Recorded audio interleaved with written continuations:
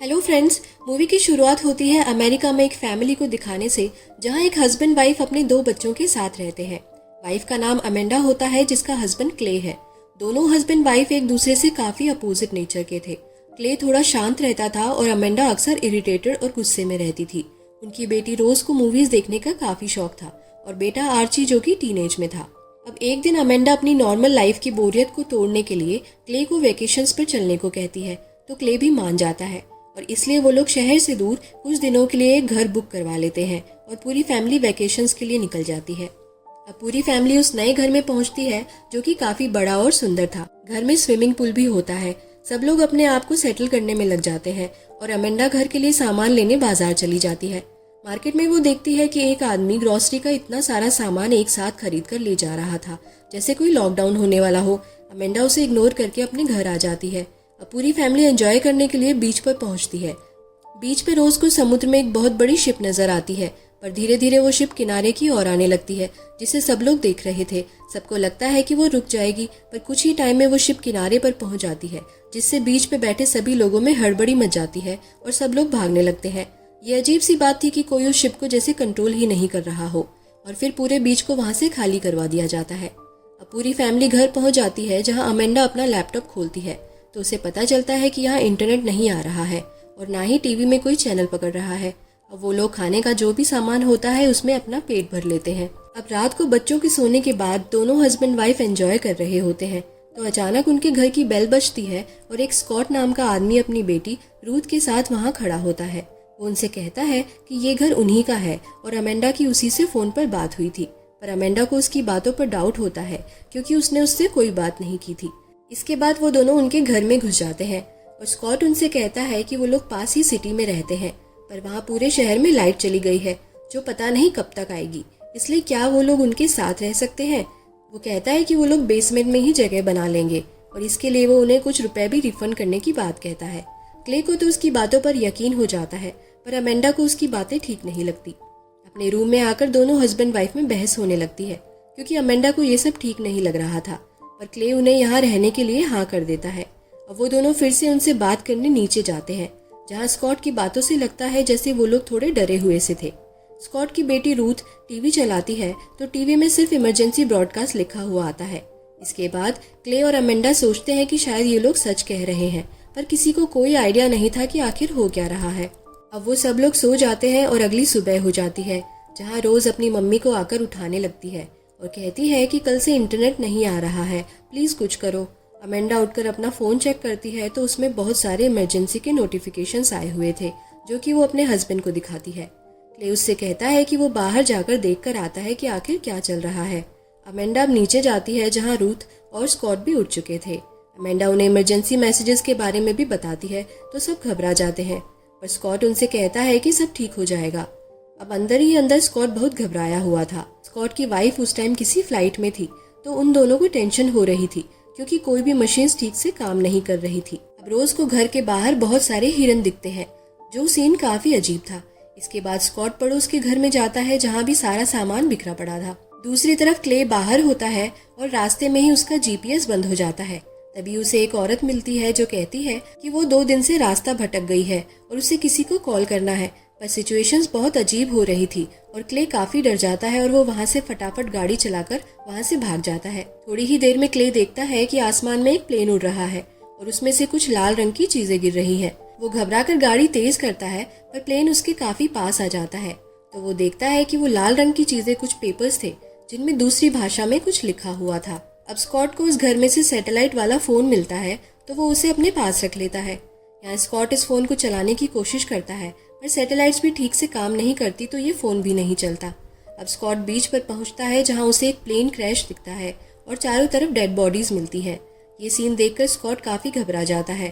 तभी एक और प्लेन उसे दिखाई देता है, जो काफी तेजी से उसकी तरफ आ रहा था, तो स्कॉट वहाँ से भागता है, पर प्लेन वहाँ आकर क्रैश हो जाता है। वहाँ से भागकर स्कॉट उससे बच जाता है। अब वो वापस घर पहुंच जाता है और अपनी बेटी रूथ को प्लेन क्रैश के बारे में कुछ नहीं बताता। रूथ के जाने के बाद वो अमेंडा को बताता है कि सैटेलाइट फोन्स भी काम नहीं कर रहे हैं, पर अमेंडा उसकी बात पर यकीन नहीं करती, तो वो उसे प्लेन क्रैश की बात भी बता देता है। तब तक रोज और आर्ची दोनों बाहर घूम रहे थे और अचानक से वहाँ जोर की आवाज सुनाई देने लगती है। जो कि कान बंद करने के बाद भी काफ़ी तेज सुनाई दे रही थी।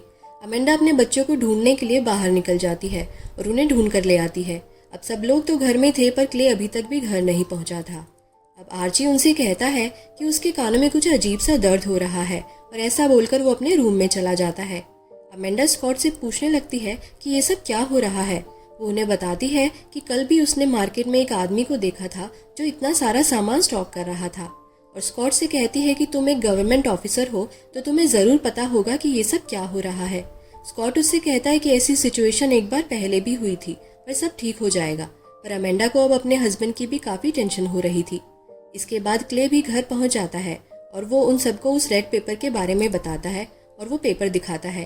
आर्ची उस पेपर पर लिखे हुए कुछ शब्द पहचान जाता है जो कि उसने एक वीडियो गेम में देखे थे। उस पेपर पर अमेरिका की डेथ लिखा हुआ था।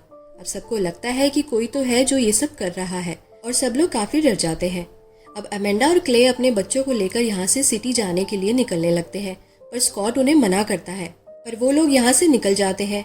आगे रास्ते में वो देखते हैं कि काफ़ी सारा जाम लगा हुआ है। अमेंडा नीचे उतरकर देखती है तो उसे समझ आता है कि ये जाम नहीं बल्कि ये सब गाड़ियाँ तो अनकंट्रोल होकर एक दूसरे से टकराई हुई हैं और ये पूरा रास्ता ब्लॉक्ड है। ये सब ऑटोमेटिक गाड़ियाँ थी। वो कुछ ज़्यादा सोच पाती इतने में एक और गाड़ी बड़ी ही तेज़ी से उनकी तरफ आ रही थी। अमेंडा जल्दी से अपनी गाड़ी में आकर बैठती है और उसे साइड में करती है जिससे वो लोग उस एक्सीडेंट से बच जाते हैं। अब उन्हें सिटी जाना सेफ नहीं लगता तो वो लोग वापस स्कॉट के पास आ जाते हैं। अब रात में क्ले और रूथ आपस में बात करते हैं। दूसरी तरफ स्कॉट और अमेंडा की वाइब्स भी एक दूसरे से मैच होने लगती हैं। स्कॉट उसे बताता है कि उसका एक दोस्त है जिसे ऐसी सिचुएशंस का पहले से इंटीमेशन हो जाता है, इसलिए उसने एक ऐसी सेफ जगह बनाई हुई है जहां उसने सभी फैसिलिटीज़ का बंदोबस्त किया हुआ है। अब उन दोनों में थोड़ी थोड़ी दोस्ती होती है और वो लोग डांस करने लगते हैं। तभी क्ले और रूथ को स्विमिंग पूल में बहुत सारे फ्लैमिंगोज दिखने लगते हैं जो भी काफ़ी अजीब लग रहा था। फिर वही तेज़ आवाज़ फिर से बजने लगती है और सब अपने कान बंद कर लेते हैं और उस आवाज़ की वजह से घर के सारे सामान टूटने लगते हैं। उसके बंद होने के बाद अब पूरी फैमिली एक साथ सो जाती है। सुबह उठते ही वो लोग देखते हैं कि आर्ची के एक एक करके सारे दांत टूटने लगे हैं, जिसे देखकर सब लोग काफ़ी घबरा जाते हैं कि अब वो लोग क्या करें क्योंकि उनकी मदद के लिए आसपास कोई भी नहीं होता। स्कॉट उनसे कहता है कि जो आदमी अमेंडा ने काफ़ी सारा सामान ले जाते हुए देखा था वो उसका दोस्त है और वो लोग उससे हेल्प मांगने के लिए निकल जाते हैं। स्कॉट अपने दोस्त के घर पहुंचता है तो वो गन निकालकर उन्हें दिखाता है और उन्हें दूर रहने को कहता है। स्कॉट को समझ नहीं आता कि उसका दोस्त ऐसा क्यों बिहेव कर रहा है, पर वो दोस्त कहता है कि वो जिंदा रहना चाहता है, इसलिए वो किसी मुसीबत में नहीं पड़ना चाहता। क्ले अपने बेटे की सिचुएशन बताता है और उस आदमी से हेल्प मांगता है, पर वो उनकी हेल्प करने के लिए मना कर देता है। वो कहता है कि उसके बेटे की सिचुएशन उस आवाज़ की वजह से हुई है और इसमें वो उनकी कोई हेल्प नहीं कर सकता। स्कॉट उससे कहता है कि तुम ऐसी बातें क्यों कर रहे हो, तुम मेरे दोस्त हो फिर भी ये सब कह रहे हो। वो उससे कहता है कि अब वो लोग वॉर की सिचुएशन में हैं और सबको अपने बारे में सोचना चाहिए। उसकी ऐसी बातें सुनकर स्कॉट और उसमें बहस हो जाती है और फिर वो एक दूसरे पर गन चलाने के लिए निकाल लेते हैं, पर क्ले उन्हें ऐसा करने से रोक लेता है। क्ले उसे पैसे देने की बात कहता है, पर वो आदमी कहता है कि जब पूरी कंट्री ही खत्म हो जाएगी तो वो भला उन पैसों का क्या करेगा, पर फिर वो उनकी हेल्प करने के लिए तैयार हो जाता है। वो उनसे कहता है कि अमेरिका के इतने सारे दुश्मन हैं कि ये काम किसी भी कंट्री का हो सकता है। अब उस आदमी से उन्हें आर्ची के लिए दवाई मिल जाती है। वहाँ से निकलते टाइम स्कॉट कहता है कि उसे लग ही रहा था कि ये काम किसी कंट्री का है। वो कहता है कि अगर किसी कंट्री को खत्म करना है तो दुश्मन 3 चाल चल सकता है। पहली ये कि उसकी गवर्नमेंट पर अटैक कर दो और फिर उनके कम्युनिकेशन को खत्म कर दो, जैसा कि उनके केस में इंटरनेट को बंद कर दिया गया था।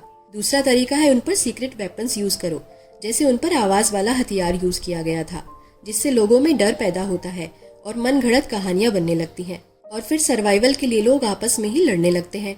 ये भी उन्होंने अभी अपने दोस्त के साथ देखा था कि ये भी होना शुरू हो चुका है।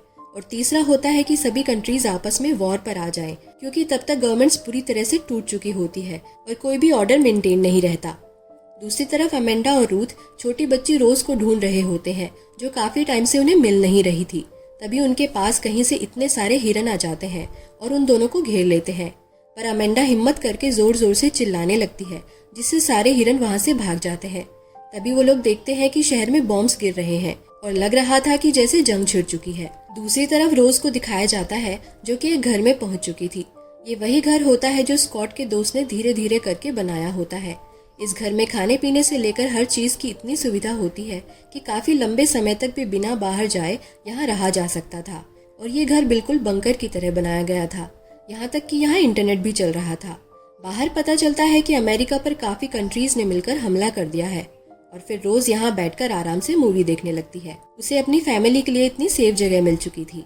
और इसी के साथ हमारी मूवी खत्म हो जाती है। दोस्तों, अगर आपको मूवी का एक्सप्लेनेशन पसंद आया हो तो please don't forget to subscribe my channel.